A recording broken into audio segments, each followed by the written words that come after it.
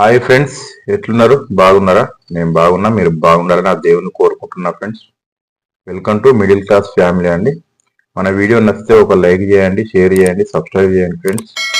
అలాగే మన ఈరోజు కంటెంట్ ఏంటంటే దసరా వస్తుంది ప్లస్ దసరా అయిపోయింది. అంటే విషయం ఏంటంటే దసరా వస్తుంది అంటే ఆ ఎంజాయ్మెంట్ చాలా బాగుంటుంది.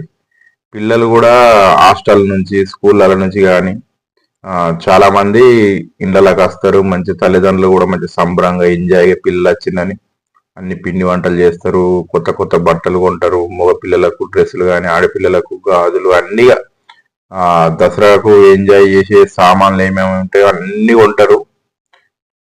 కానీ ఆ ఎంజాయ్కి ఎంజాయ్ ఉంటుంది, కానీ తల్లిదండ్రులకు ఒక గుబులు అనేది ఉంటుంది. ఏంటంటే దసరా అయిపోయాక ఏంది అనేది క్వశ్చన్ ఏంటిదంటారా? ఏంటంటే హాస్టల్ నుంచి పిల్లలు వస్తారు కదా, ఇది ఇప్పుడు రెండో టర్ము ఫీజు టైం కదా.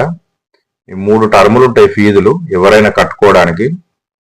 ఇప్పుడు దసరా అయిపోయిందంటే ఇప్పుడు ఆల్రెడీ పిల్లలు వచ్చినప్పుడే మనకు ఫీజు అనేది వేసిస్తారు అన్నట్టు. రెండో టర్మ్ క్లియర్ చేయాలి ఫీజు అని మంచిగా రాసి మంచిగా పంపుతారు.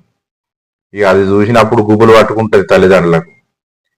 దసరా ఎంజాయ్ అంతంత మాత్రం చూసుకుంటూనే ఉంటారు, కానీ డబ్బులున్న వాళ్ళు ఓకే, ఈ దసరా అయిపోయిందంటే పోయి కడతారు, ఇది చేస్తారు. కానీ మిడిల్ క్లాస్ ఫ్యామిలీ ఉంటాయి కదా, కొంచెం ఇబ్బంది పడి డబ్బులు అందక ఇవి కాక ఇప్పుడు ఏంటంటే అన్ని వ్యవసాయ పనులు చేసినాయి కాబట్టి పత్తులు వచ్చినప్పుడు లేదు అంటే పొలాలు పండినప్పుడే మన డబ్బు వస్తుంది కాబట్టి ఈ గుబులు పట్టుకుంటుంది. అయ్యో దసరా అయిపోతుంది, దసరా అయిపోతుంది, దసరా అయిపోతే డబ్బులే నుంచి తేవాలన్న రందే ఉంటుంది తల్లిదండ్రికి. కానీ తప్పదు కదా, మనం చదివించేటప్పుడు తప్పదు కాబట్టి. కానీ పాపం తల్లిదండ్రులు మాత్రం ఆన్నో ఎన్నో డబ్బులు జమ చేసి అప్పులో సప్పులో చేసి రెడీ పెడతారు పిల్లలకు.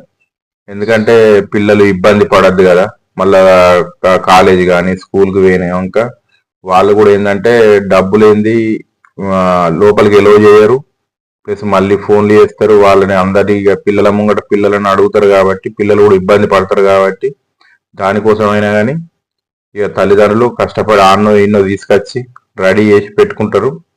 కానీ ఇక డబ్బు అరేంజ్ కానోళ్ళకి మాత్రం ఇక అదే టెన్షన్ ఉంటుంది, అదే రంది ఉంటుంది. దసరా ఏమో కొంత అందరేమో ఎంజాయ్ చేస్తూ ఉంటారు, కానీ ఫీజులు జమ కానోళ్ళు మాత్రం ఎంజాయ్మెంట్ అనేది కొంచెం వీకే ఉంటుంది. కానీ తప్పదు కాబట్టి ఎంజాయ్కి ఎంజాయ్ చేస్తారు, ఆ తర్వాత పోతారు.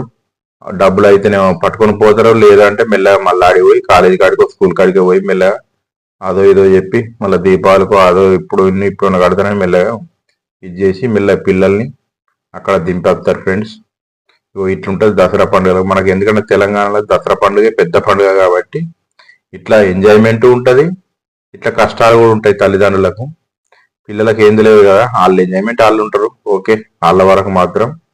ఈ వీడియో మీకు నచ్చినట్టయితే లైక్ చేయండి, సబ్స్క్రైబ్ చేయండి ఫ్రెండ్స్. ఒక కామెంట్ పెట్టండి ఎలా ఉంది అనేది. బాయ్ ఫ్రెండ్స్, జై హింద్.